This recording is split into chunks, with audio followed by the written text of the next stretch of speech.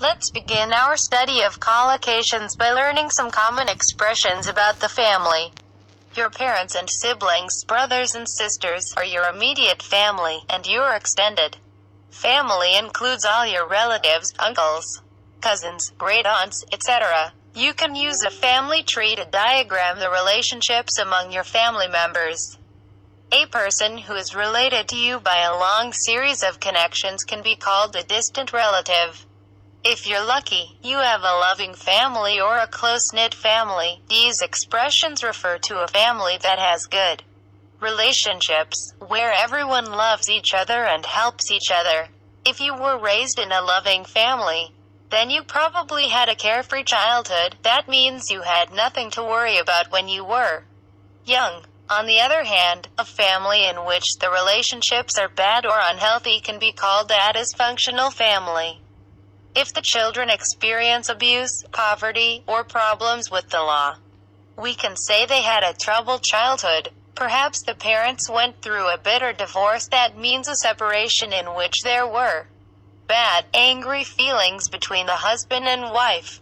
It's also possible to have a messy divorce, with a prolonged legal battle involving lots of conflicts about the separation of the former couple's assets, money and possessions. The decisions about the separation of assets are made in the divorce settlement. A family in which there are divorces or separations is sometimes called a broken home. Sometimes the mother and father fight over custody of the children. That refers to who has the primary responsibility of caring for the kids. A judge can grant joint custody. That means the ex-husband and ex-wife share the responsibility, or sole custody to only one parent. For example, a judge might award sole custody to the mother, and the father has to pay child support, regular payments to help with expenses for the kids. If it was a mutual divorce, separation, that means the ex-husband and ex-wife agreed to separate without fighting. Then they will probably stay on good terms with each other, meaning to have a polite relationship without conflicts. If a woman gets pregnant without being married or in a relationship, then she will become a single mother. Some women in this situation choose to have an abortion, and others prefer to give the baby up for adoption.